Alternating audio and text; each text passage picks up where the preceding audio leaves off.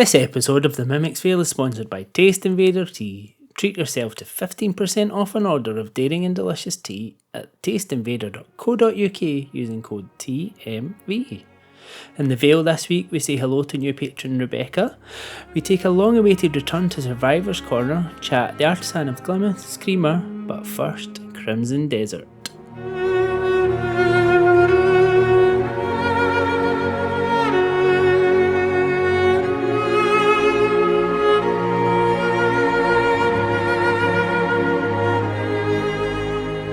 So, much to everyone's surprise, I decided to pre-order Crimson Desert off the basis of what I'd seen online. It looked really good. Also, it was part of my Fantasy Critic. It was a close your eyes, I'll pick that one. And then Alex, I think you were like, oh, it'll either be the best game of the year or it'll be shite. So I was like, yeah, fine. And so after that, I was like, oh, maybe I'll think about getting it. Watched a few videos on YouTube, and I was like, I feel this looks like just a great game. And do you know what? It nearly is. Nearly. So I've stayed away from any properly written reviews. I kind of know the general consensus. I am really enjoying my time with it as a first part. But from what I've kind of gleaned, there are some sort of wider issues that people have gone on about, which feels like it's a patch or two here or there. It gets rid of those like tiny little things like inventory management or that sort of stuff. But generally, it's a really good game. I can imagine like Breath of the Wild and The Witcher. I think that's kind of what it's been compared to, combining the two, or Tears of the Kingdom, combining the two of them in a game that has just some seemingly impossible scope. It's I can't actually envisage how big the map is. I'm still in the sort of start area, so I've been playing for 6 hours, but the map is massive. Huge map. Like way bigger than any other open world game that you can. Well, my head would go to Elden Ring for a comparison. I think it might be. I think it is bigger than that. But again, it's difficult to know if that is actually true. But in terms of like. Well, I'll take a step back. So, but Crimson Desert, it's like a action adventure type game. You play plays a guy called Cliff who has a good Scottish accent.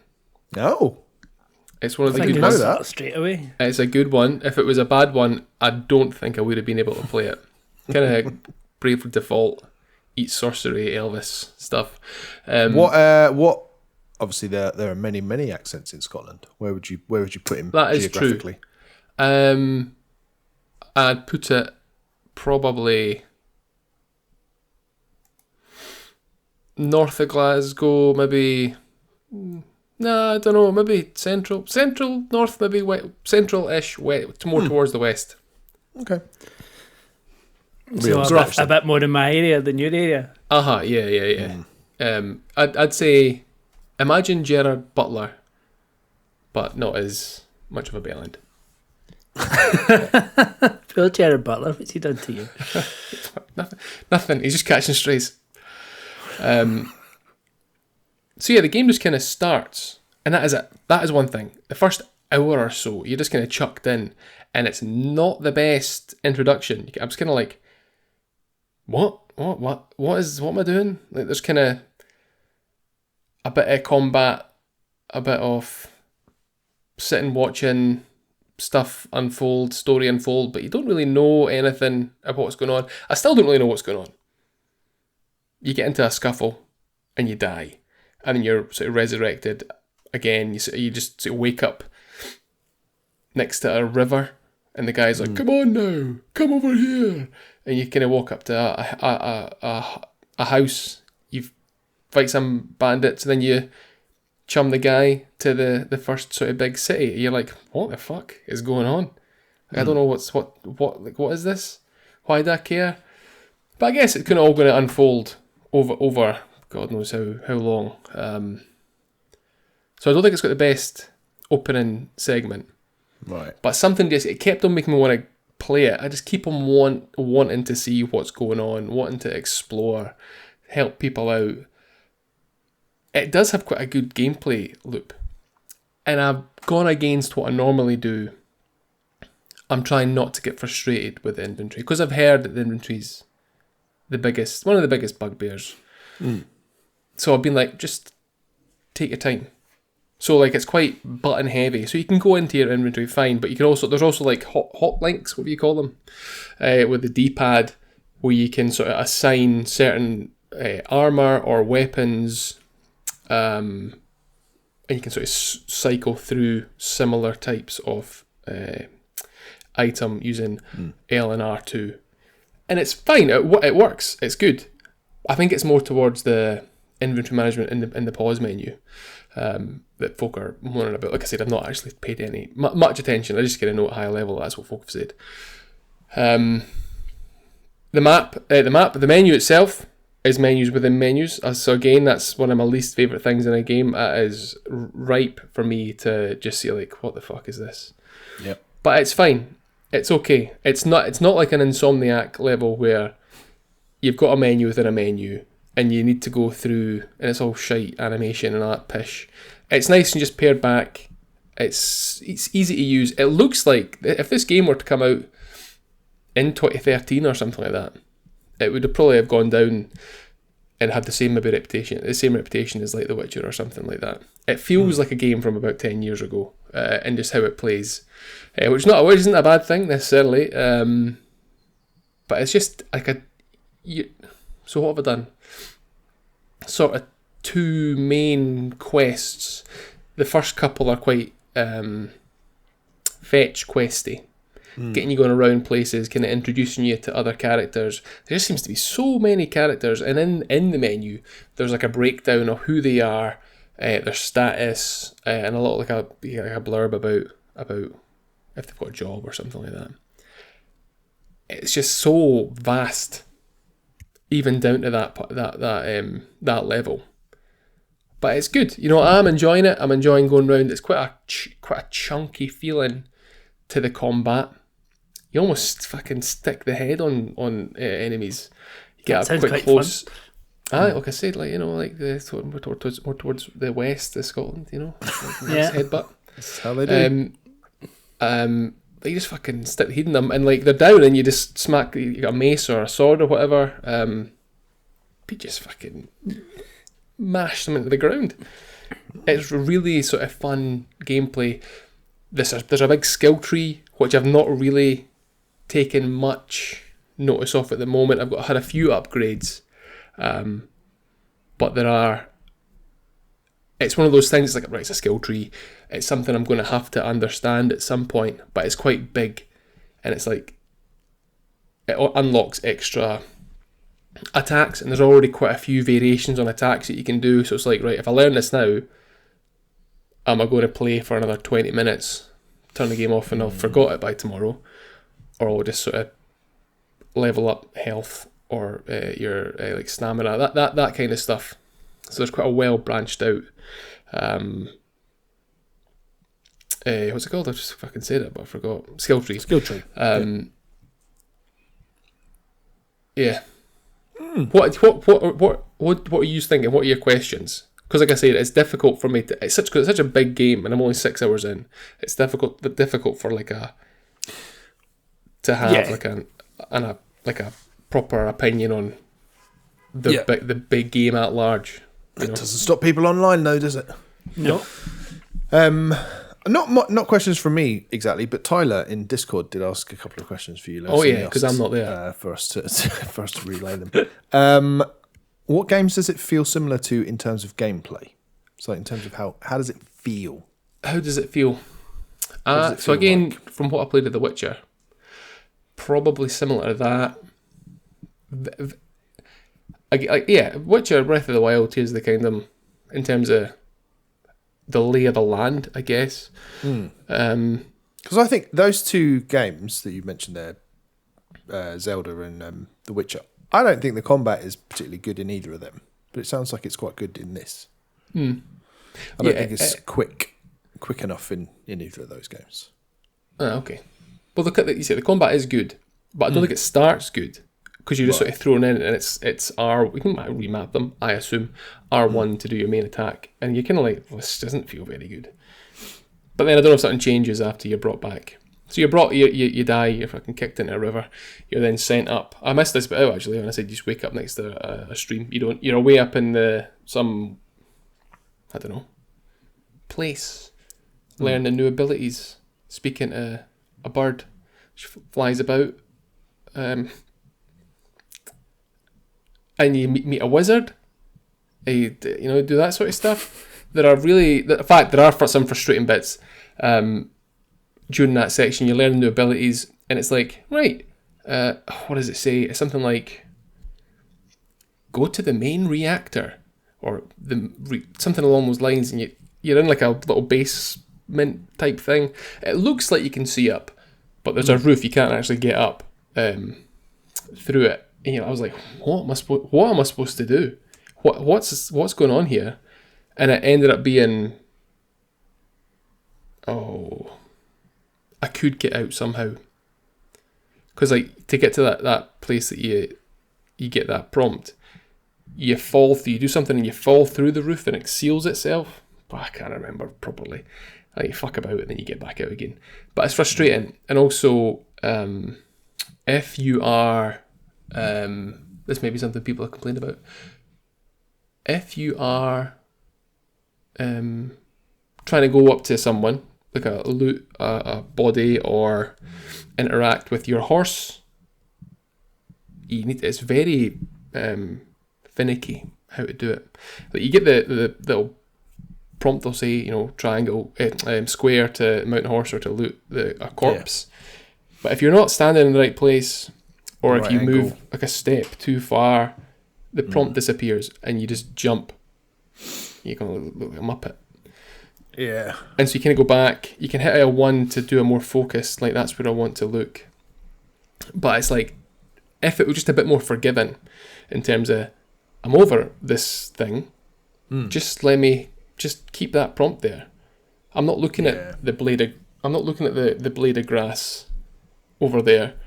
I'm wanting to get some coinage for this body. It's almost too precise. It's too exactly, and it just needs to sort of be a bit more intuitive and take in the context. I know I'm kind of laying it at this point. There was a bit last night where I had to help. Someone was trapped in a burning house, and you learn this ability. I can't remember what it's called, but you can pick up heavy objects, triangle and circle to lift heavy objects. You lift these big tree trunks, one out the way, two out the way, and I went into this burning house. I was like, right, there's someone in here, and you got 120 seconds to do it. I was like, right, I can see the body over there. So you go, and I was getting burnt. I was like, oh, this is annoying. You get burnt, you fucking like chucked about the place, try to get put the fire out, try and put the fire out in your body. It looks like you're rolling to put it out. But I can't pick the guy up. Won't let me carry him, and maybe I'm just stupid. It took me ages, like 2 or 3 runs at it to realise there was pots outside that you needed to get, pots of water. There was no description to say there were pots. Pots of water. To get them into the house to put the fire out. Again, back to the point of not it being really imprecise as to how you pick this stuff up. Also, if you have your sword in your hand, the prompt doesn't show. Right. So I was walking about, I was like, do I need to cut the hole in the building to get the guy out? So I was slashing away at the side of the house. That's what all firemen do, isn't it? Yeah, just get the swords out. Yeah. They would cut the wood out of the way. And that's what I was doing. And then I was like, I think it took me 6 or 7 attempts. I was like, this is not good. This is really frustrating. Why won't it let me get this guy out? And then I don't know what I did. I maybe accidentally pushed left on the D-pad to sort of sheath your weapon. And I was like, oh, there's a carry. Something came up there, so you can carry. And then, so I picked up the pot, and I went and I fucking launched it at the house. But I was in the doorway. And something happened. The action of the pot going through the door or above my head, like, fucking chucked me up in the air about 20 feet. Right. And then even then I was like, it was really annoying in terms of how to put the fire out. I was like, I don't even know if I'm doing this right. There was no real, it doesn't hold your hand in any way to say that you're doing it right. So that was annoying. Like I played about 20 minutes before we started there, and that's the point. Just after that, I've gone and finished that quest. But yeah, that bit was rough. So those are the kind of things I hope that they just kind of iron out, because these are like tiny wee things, but they're annoying. They're really frustrating. Yeah. But if they weren't there, this game, like I think it settled on an 8. At the moment, I'd probably put it maybe a bit less than that, maybe a 7.5. It's not a bad game. It just needs a couple of quality of life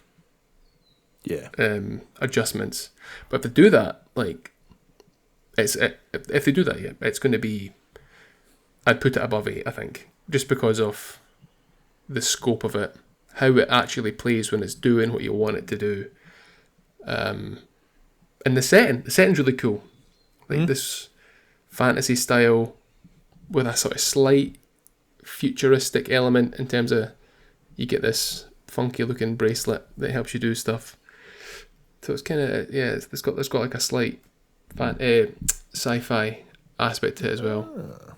But for a relatively unknown, I hadn't heard of Pearl Abyss before. I think they've done like some Black Desert Online. That's the one. Yeah. They've obviously been like, here, let's aim for the sky, and they've shot for it, and they're maybe just about short, but maybe like a No Man's Sky style situation. A couple of improvements here or there, it'll be the game that they wanted it to be. But yeah, I would say I'd recommend getting it. Maybe not at the moment. They'll definitely come down in price. I think I paid 50. I think that's how much. Okay. I don't know. I'm happy I got 55 digitally. Is it? Right. I'm happy I got it. I'm happy, and I want to play it. I want to keep on going with it, because it just seems there's something really intriguing about it. Like what's actually going on. Like saying that gameplay loop is quite satisfying. Yeah. Is there anything that it does especially well compared to other open world games? No. Wouldn't say so. Stands out. Like in does it look, because you're playing it on base PS5? Base PS5. I wouldn't say it looked overly amazing. Right. Like there was a bit where when you're in the first sort of town, I had stopped for the night and I picked the save up the next day. There was a bird again. It was just sort of like clipping in and out, the building behind me. Just like totally static though. It was like a model of a bird. Someone was going, like it was just like, it wasn't moving its wings. It was just, but the bird itself was moving, and I was like, just dangling it on a string. It's a magic bird. Yeah. But yeah, like there's in the menu, there's a load of different options, including the map. And then the map itself has a few different toggles, and if people are really going to start being like, you hate maps that have this sort of shit.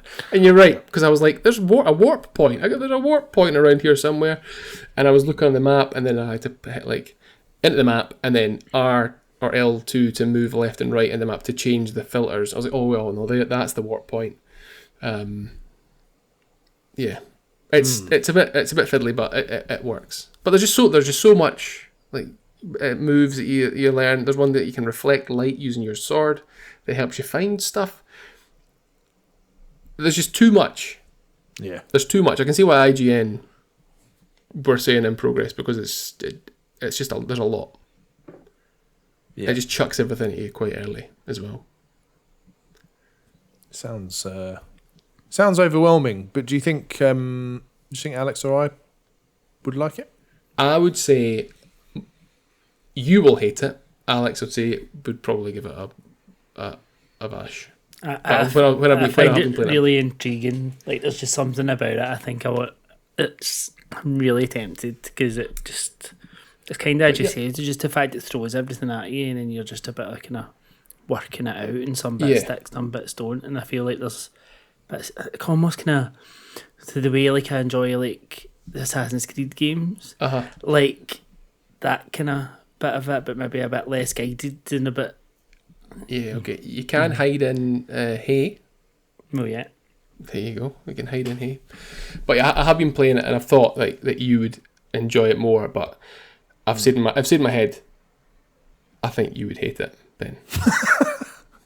But why? Because I am a little bit intrigued. But yeah, why? Because I think I don't know if it's because I'm applying how I normally act to games. I think in my head, I'm like, Ben's not going to have the patience for this. Yeah. He's going to call this shite, and it's going to be it.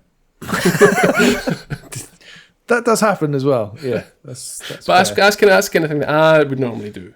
Yeah. I just think, I don't know if it's because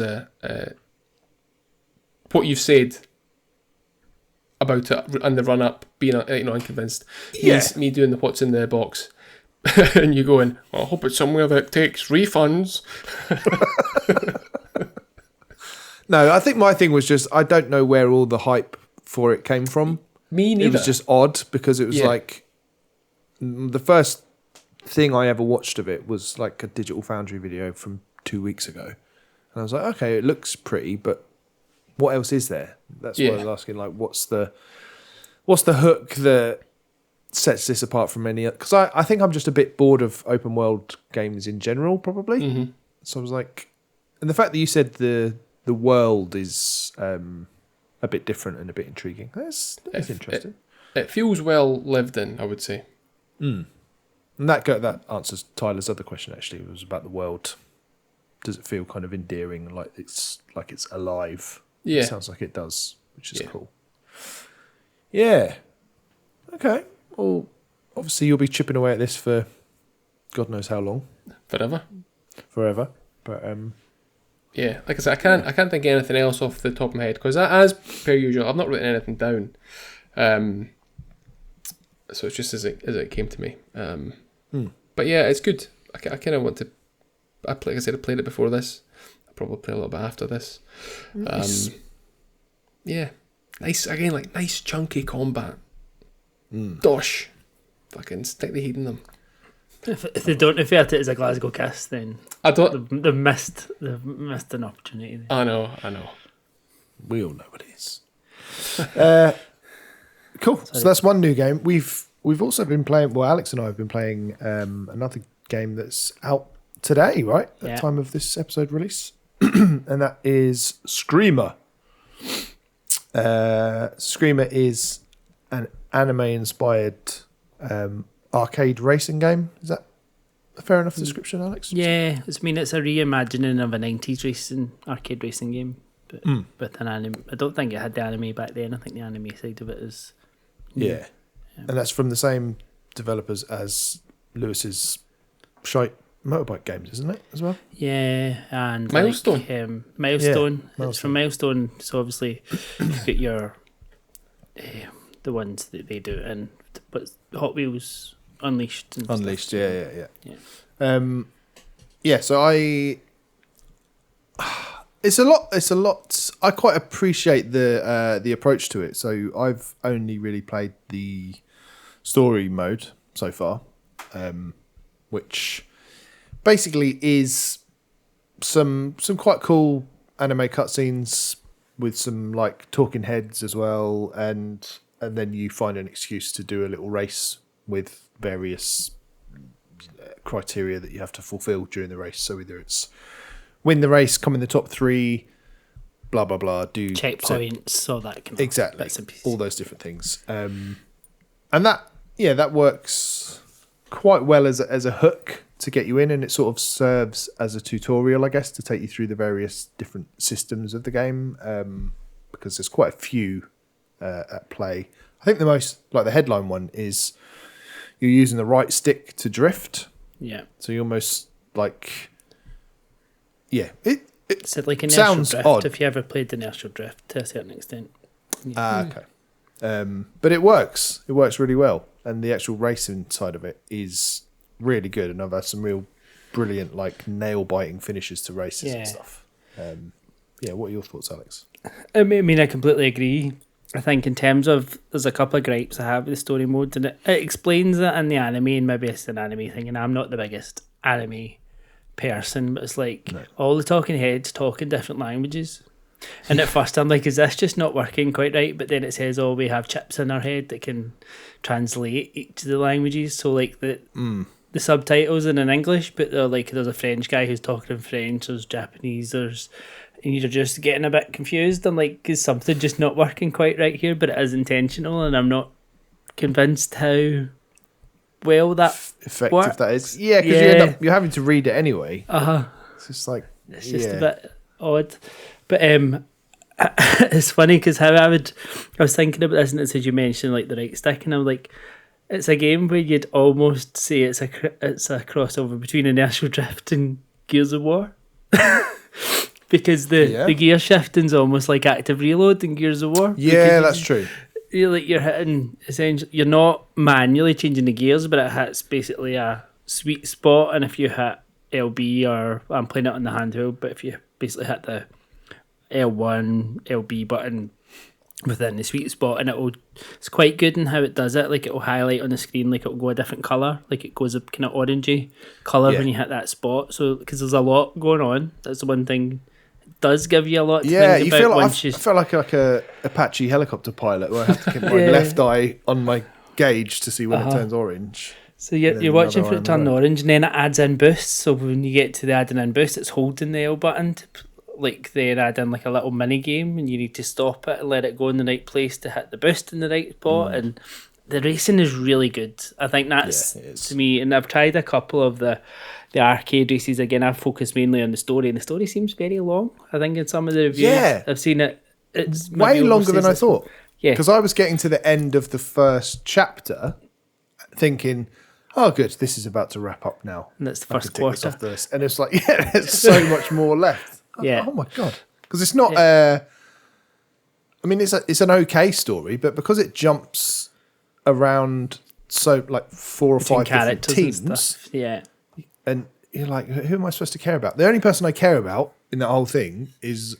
Rasheen, the Irish one, who is the most hateful, horrible character that I've ever had the displeasure to experience in a video game. Just awful. I can only assume by the end it'll be like, oh, she's got a heart of gold and everything's great and she came to the rescue. But at the moment, I'm just, every time she's on the screen, I'm just like, oh, just be nice to someone, please. I'm just watching the footage of it. The drift mechanic, it looks tricky, drifting. Yeah, it's quite take tricky. a bit of getting used to. Yeah. Because your actual turn, like your normal left stick does still turn, but it's minimal. So you really need to drift most of the time. And the Screamer, like where the name Screamer comes out, is the cars are called Screamers. That's where the title comes from. And then the how the story, the kind of main thing of the story is they've developed this echo mechanic, and echo mechanic basically means your car can blow up and you come back to life. Like, so when you're doing, and I'm assuming as it goes to follow through the story, more of the combat side of it comes in, because like in the arcade, it's like you can target cars and you're trying to take people out and stuff like that as well. So there's a bit more kind of combat to it as well. I was going to ask about that because I've only played the story mode so far, and there's like one section where it teaches you about combat. Is that all the combat is? Is it just hit that boost and then ram into people? Or are there but you basically, when you've got a boost bar, and where you see in most of the stories now, you've got that bar on the left hand side, you get another bar on the right hand side, which is a pink bar, and then as you highlight that, and you do kind of fire into people essentially. Okay. And but then there's no weapons or anything. No, fire at. No, it's just more ramming. But if you fill that bar completely, it's almost an overdrive mode. So you hit in the two thumbsticks, and you just go like a bit like if you got a bullet bill. Nice. Mario Kart. So you start. My favourite item. Yeah. So yeah, but I'm pleasantly surprised I think mechanically it's very good. Story might not be for everyone, but mechanically it's very good.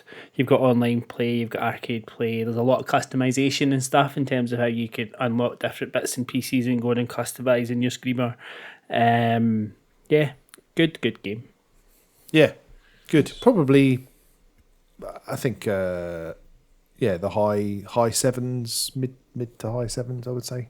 Yeah, I'd probably hit an 8 for it, to be fair, just because of I think it stands out in the genre in terms of a slightly different on the arcade racing genre. It's kind of found its own lane, pardon the pun. Nice. Is it? Do you say it's 84? Is that what this? Is it? I think it's 81 now. Is it? Yeah, it was, but 7.5, 8. I think it's fair. Yeah, I would say so. And you're playing it on the Ally X. And plays beautifully. Yes. Yeah. Well, it plays beautifully eventually.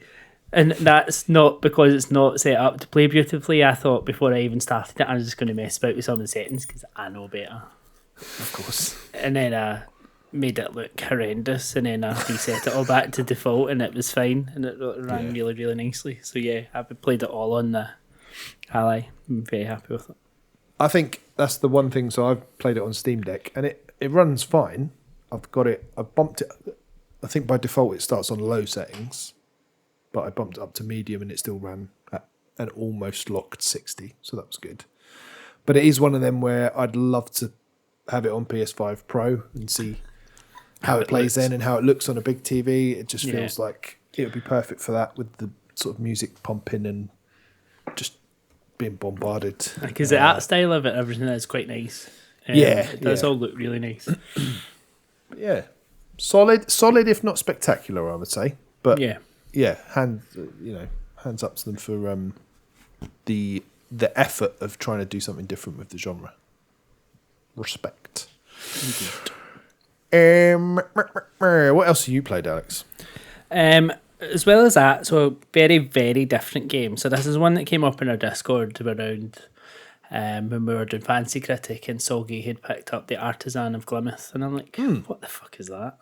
I hadn't heard of it, but I'm like, oh, that very much ticks a lot of Alex boxes, and it does. So I'm quite early game in this. I've only played maybe 30 odd puzzles, maybe a few more of that, but it's just a very cozy puzzle game. I think is probably right. It's very chill, like so chill, the music, and you're going and solving these little puzzles to essentially restore these stained glass windows, and each puzzle is always based around a stained glass window. So it's like you're given a square or a shape which is all made up of squares, and you are given, imagine like you're given some Tetris characters. You're given some Tetris shapes to fit into a square, and you need to drag them in to fill that square only with that shape. Essentially, it might not be a square, but just imagine a grid. Essentially, you need to fill in with all these shapes, and that is the puzzles. But obviously, they're then different levels, different. You can start off, it only gives you like one shape, then you might get 2 shapes, might get 3 shapes, and then it'll add other little things like borders and stuff within the puzzle, and it'll say, on this border you must have the same shape on either side of the border, or you must have different shapes on either side of the border. But you can also then, if you want, like change all the colours and everything if you want to, so you can go and paint it all in a nice pattern. You don't have to do the colour bit, you can just do the pattern or solve the puzzle, and then it's just progressing through it. It doesn't feel like there's any story or anything to it. You're just basically restoring all these lovely stained glass windows in this little, you're just kind of dragging along a little path, and it's just a case of clicking and pulling, and you can zoom in and out of these different little altars that essentially have the puzzles on them. But there are, I think, and it's that way in typical of a puzzle game, you maybe need to solve 7 puzzles to pass it, 9 puzzles to get like silver, and then do them all to get gold type thing, and it just changes the colour of the window. But how it's a wee bit different is it hides them.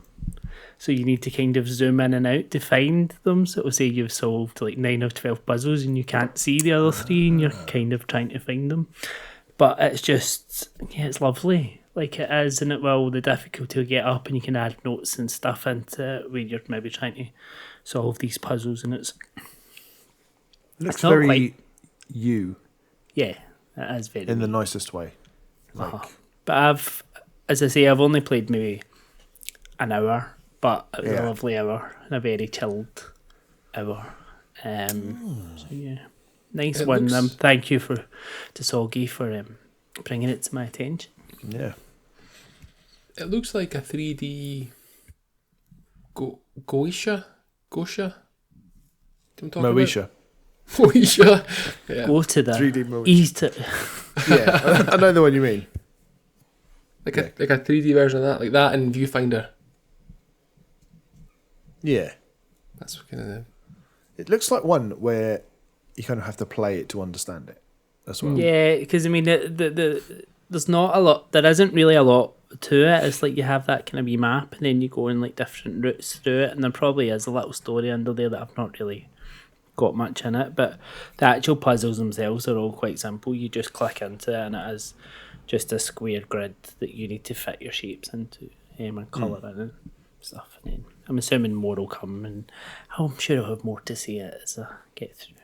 But It yeah. says here, explore a world of handcrafted puzzles designed with intent, where simple rules lead to delightful surprises. Yeah, I mean it's very that way. Like what it kind of says is like whereas a lot of these puzzles you can do them in different ways. It's like, oh, there's one solution to this puzzle and you just use logic to find it. Like it's not trying to trick you or anything. It's a bit like you're not. Because I'm trying to think. It's not even like, because you need to draw each shape, so you drag round to draw it. You can't just click in the boxes and join it together. You drag it to draw them, or you can paint them. It gives like you dots and different options boxes. when you play it. That, What, yeah. sorry? It's like dots in boxes, or what you want to call that. Almost, because I'm thinking it's almost like if you'd, like, I'm trying to think of it physically as you've just different shapes and you're just trying to fit like 4 small squares into a big square. Is that kind of thing? Do you know what I mean? Yeah. Like, Oh my like, it's god, just dot. like, Yeah, dots and I think that's what. Is our same squares, thing. whatever it's called? I know the one you mean. Yeah. It's in 51 Worldwide. Yeah, that's whatever what I'm it's called. thinking. Yeah, That one. Dots and boxes. You can just- yeah. I think that's the hear only the place voice. I've seen it. don't being think I called that. played that, so maybe, yeah. But yes, very nice. Nice. And that's kind of been on the side of a wee bit of. We've not been to Survivor's Corner for a wee while, and I've been jumping in and out of a Dilapidated. few Survivors, like, and I don't have a lot to say about them just now, but I am planning to try and stream a few of them because there's a few that have hit console. Grind Survivors being one. I'm sorry, Ben, I've just kind of kept talking, but No, please do. Grind Survivors is a wee bit different, whereas it gives you one weapon. So whereas a lot of the Survivors games, it's all about like getting more and more weapons, and that's what makes you more powerful, and you power up your weapons. With Grind Survivors, it's almost like a looter shooter survivor, because when you kill like some of the bosses that come towards you, and it's the same way, you need to survive 20 minutes or whatever, you get different bosses, but they drop loads of different weapons, and it's not that you can then change those weapons mid-run. It's when you get to the end of that run, you'll go into your inventory and you'll have all these different levels of weapons, and they're different colours to give you your different gradings, like your epics, your legendaries, your all that side of things. But you can then level up those weapons and forge those weapons based on what you've collected during your runs. And then there's also a kind of chance element to it, because you can level it up and say you have a 12% chance of losing this upgrade, and then you do it again, it'll give you a 24, and you're using your resources to upgrade it, but there's that added element of risk. But if it gets to like 50%, you try and upgrade it again, then it'll just lose all the upgrades and goes back to its base level. Things like that. So you need to work through, before you can unlock the different levels, you need to work up the difficulties. So it will start at like Dark 1, and you need to do Dark 2 and Dark 3 and complete certain things before it unlocks the second world. And it's hit consoles, and it's quite addictive. I quite enjoyed it. Plays really nicely, looks quite nice. So that's Grind Survivor. And then the other one that's coming out, I think, is out today, but I can't technically talk about it because this will just be pre-embargo. So that's Devil Jam, which has been out on Steam, and I've played it on Steam in the past, and I can talk about that. So it's a kind of music guitar based one, but it's a wee bit different. But I will try and stream that one because it's coming to PlayStation and Xbox today, and hopefully Devil before Jam. Devil Jam, yeah. Not the Devil's Jam. That sounds like It looks a lot like 80s though, eh? What does it? But visually, yeah, I would say. So it's pretty good as well. I think and I've been back and playing a lot of Keeper's Toll, which I've talked about before. And that one is one that's quite a simple survivor's like. It comes with 4,000 gamer score, which is always always a good thing to want to keep you grinding through it. But it's actually quite difficult and it's quite varied. There's 4 worlds and I've only unlocked 3 of them. And there's a lot of different mechanics to it. You need to get XP to upgrade your characters, but you need to get talents to upgrade the overarching abilities. And yeah, another one that I would recommend, and it's one of the tends to sit in the cheaper side of things. And if you're like a wee bit of gamer score in your Xbox, then yeah, it comes with 4,000 G, that one. Wow. So there we go. I've only So got is it 17,000 G this month. So Rubbish. Keeper's Toll, yeah, Grind Keeper's Toll, Survivor, Grind and Survivors, and Devil Jam. Devil Jam. Wicked. Good. Well, I think that leaves us with probably one more thing we need to cover for the day. Ooh, well, let's play as they say in Bicol, Hulan, and outro. Nawara sa pagsasalin. Let's guess the outro. Gobshite. Lost in translation. What language was that? Bicol. Okay. Where's that from? Well, let me check my notes. Know that one. Let me check my notes. Dearie me. It's way back Sorry, at I the didn't start mean of to my put you on the spot. I'm just interested to learn. notes. Let's see. It's a learning tool after all. It's Bicol is obviously it's the southeastern Luzon, which is in the Philippines. Of course, yes. Foolish of me not to know. Indeed. Okay. Clue time. Again, hidden messages in the music. That's the clue. Hidden messages. Again, had the messages in the music. Does that mean it's maybe a sequel because I've hidden messages in the music once and then I've done it again? There's more hidden messages in the music.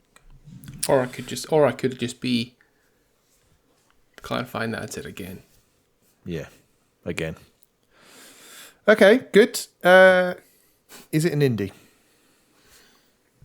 Yes. Excellent. Is that a roguelike? No. Not rogue. Okay. It's like 90% of indies ruled out. Yep.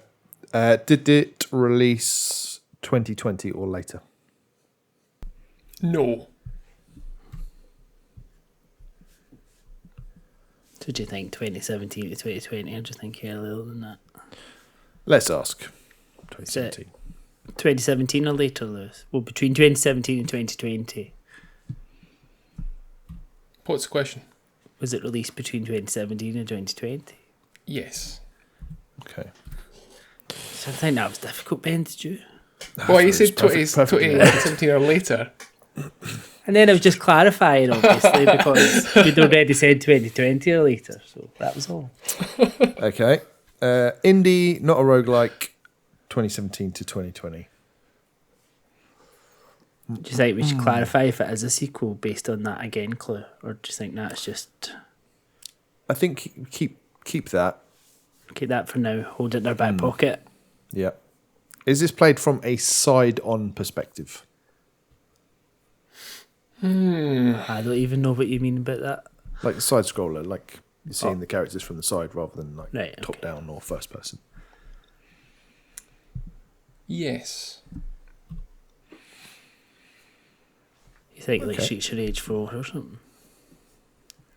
Could well be. So you're saying Sega games are indie games now, Alex? You've backtracked from last year's stance. Aye, but it was not technical. It's a Sega. Oh, right, fine, sure. Vindication. Give us another clue, Lewis. This is the best clue you'll ever get. It's had one DLC package released. One DLC. Actually, Streets of just treat that Rage. as that. Streets of Rage 4 did get DLC, didn't it? Yeah. Sorry, Lewis. What were you going to say today? I had to change my clue there because I think it's too obvious. My clue. Too obvious. No, I think you should just flip back to your clue. Yeah. Give us the obvious one. Okay. Don't worry, because you're going to get a translation of the developer in Zulu, so that'll help you out. Perfect. Okay. Side-scrolling. Fighting. Yeah. Is it a fighting or a...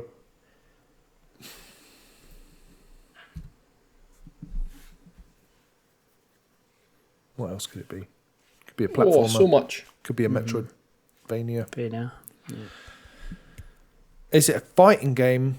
Oh, hang on. What do we mean by fighting game? Do we mean beat 'em a up, side-scrolling? side-scrolling, beat 'em. Is it a beat 'em up, a platformer, or a Metroidvania?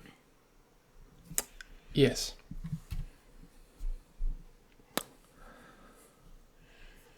Okay.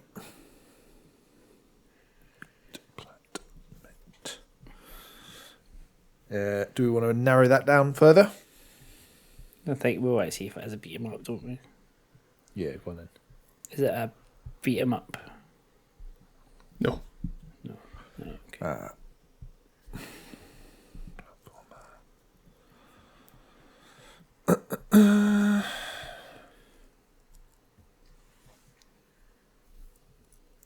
Publisher? Get the indie publishers out of the way. Devolver. Devolver or Annapurna?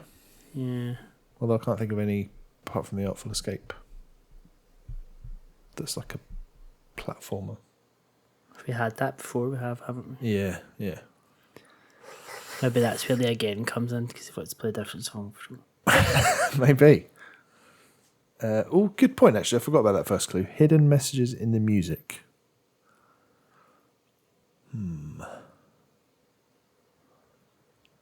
Is it published by Devolver? No.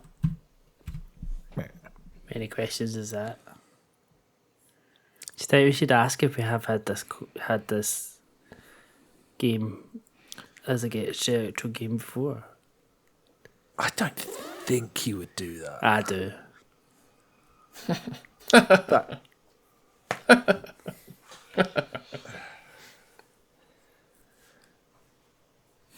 Messages in the music. Okay, so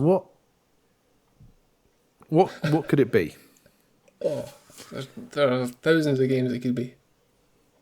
I was thinking like, Katana Zero, but we've had that before, I'm pretty sure as well. but There's no messages in Oxenfree. that.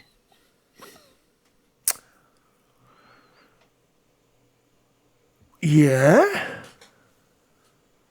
That's quite a good one, actually. Although, would you call it... I know it is like side-on and you do have the platformer bit, but would you call it a platformer? Don't know. Or would Lewis call it a platformer? Not to the point. But yeah, it's a good point. Thinking along those lines. How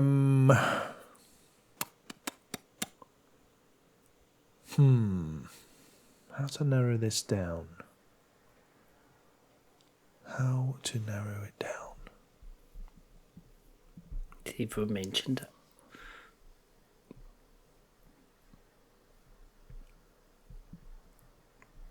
Yeah. mentioned a couple of others as well. I know, but at least then, no, if we've not mentioned it, then we're way off kilter, aren't we? Yeah. Okay. Have we already mentioned the name of the game? Today? Yeah. No. So what else could it be?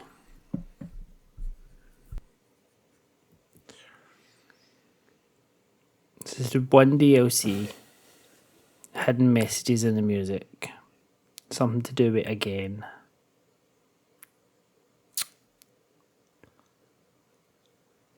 It's either a platformer or a Metroidvania. Is it a Metroidvania? Is it a Metroidvania? Is your last question? Yeah. No. It's a platformer. Yeah. Side-scrolling platformer. 2D platformer. Hidden messages. Ukulele or something. No, that wasn't 2D. The Impossible Lair was. That would have been out in that time, I reckon. Or maybe But Celeste. Because you had to keep trying it. Again. Has it had DLC? Maybe it has had DLC actually. Maybe because they had like the C-sides. Well, we'll do the translation now anyway, aren't we? Yeah. Yeah. Let's have the translation. Who made Celeste again?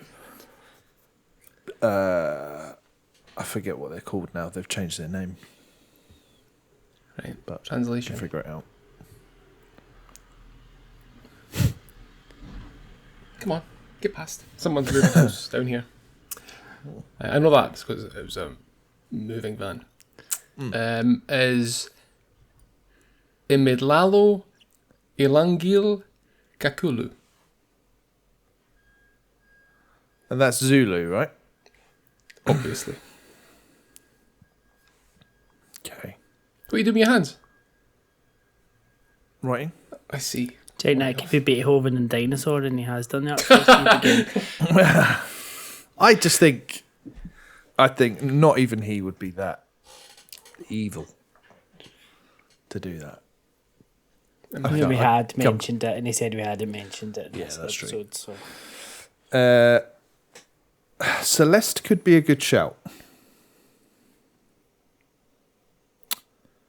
Could be a good shout. Just trying to think what the hidden messages in the music might be. Climb.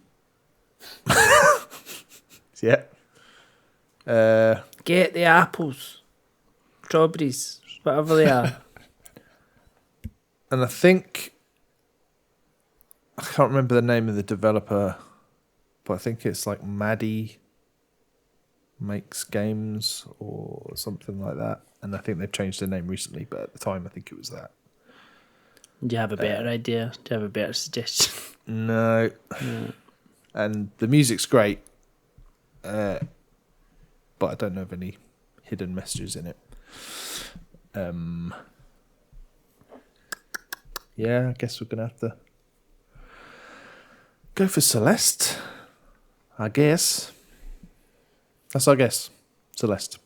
Okay. The hidden messages in the music were the composer. If you play the certain sections of a track backwards, you could hear the composer reciting a monologue about anxiety. Oh my god. Imedlalo Ilangil Kakulu is Zulu for extremely okay Oh my games. god. The game is Got it. indeed Celeste. Yay! Alex, you little beauty. Incredible. Oh, that's brilliant. Bastards! Yes. Wow. Oh, I didn't Yeah, know Maddie that. makes So- games and they changed to extremely okay games. So just use Yeah. the most recent. Okay, developer cool. name. Yeah. Brilliant. It was- Well done. I can't believe we've Redemption. gone this long without having Celeste. Yeah, I had to music's check. so I was good. like, I'm sure Celeste's been picked. Yeah. I think we've It's not guessed it a even- couple of times.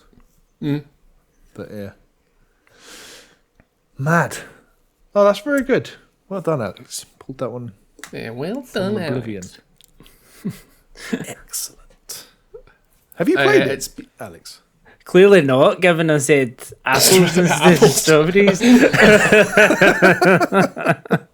I think you'd like it. I probably Yeah. would, to be fair. Maybe I'll play it. Because it is difficult, but it's like instant Okay, difficult. restart difficult. Yeah. Yeah. So it's I not. mean, that's where the again thing I thought kind of came in. Is that what you meant by again? Or was No, that... I just mean it because it's after Doom. Yeah. The hidden messages in the Doom. Ah, right. But I like doing these things just to try and fuck you guys up. Just a little curveball. Yeah. Yeah. Absolutely. I fucking love that game. I've never quite. So the one DLC was the Farewell, which added it's 100 new levels. So the clue I was going to say was the game has over 800 screens in total, and I thought Yeah. screens was maybe That might have given it away. yeah. 800 screens. So 100 new ones added in Farewell. That's really difficult. I remember I've tried it, but I got stuck on one, and then you put it down. It's difficult. It's a difficult game when you're at a difficult game when you're at a stage like that to pick it back up after a while, because it's like the muscle memory's gone. Really, Yeah. Did you ever play the 3D one? No. Like the little. the 64. version. Yeah. It's meant to be good. Did you? It is played good. it? Yeah, I played it. It's really good. Surprisingly good. How much it feels like Celeste, but works as a N64 style platformer. Very cool. Mm-hmm. And what's their game that got cancelled last year? Earthblade. Yeah. I think it's I wonder what Earthblade. they're up to next. Yeah, I was Celeste is looking into it. too good to not have a follow up after that. Yeah, they've only released 2 full games, so Towerfall and Celeste. But Yeah. they've had a whole load of other ones, I think, that they did in game jams, that kind of stuff. Yeah. Towerfall also in our family game rotation here. Is that? Yeah. Yeah, we love it. Never played it. Really good. It's one of those ones that I've been like, I kind of want to play it, but I've never actually got around to doing it. Yeah, it's not like you wouldn't play it by yourself. That's probably what stopped you playing it. Like, Okay. you need to play it with other people. Really. Yeah. But yeah, very good. And an amazing soundtrack. Absolutely amazing. It's full of bangers. Like we've spoken in the past about, you want to get something done at work, put the Celeste soundtrack on. That sort of like gets you focused. Yeah. So it was a toss up between a couple of songs. One of them being "Reach the Summit," which is from sort of the end, towards the end of the game. But for me, it had to be "First Steps," which is the second song on the album. Which is just, I think it's such a great song. It's just so good, really uplifting. Full of hope because you're at the start of this journey.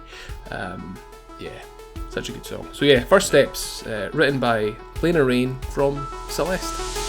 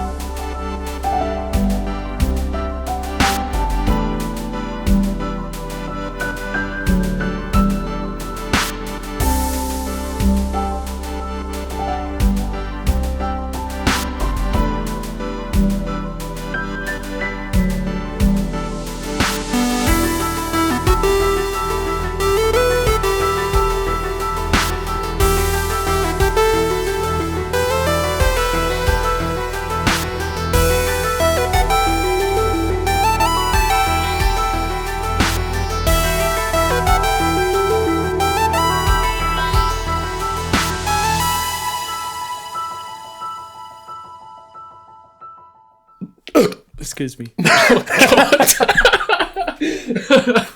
That sounded painful. It sounded like That vomit. came from like I don't know where. So.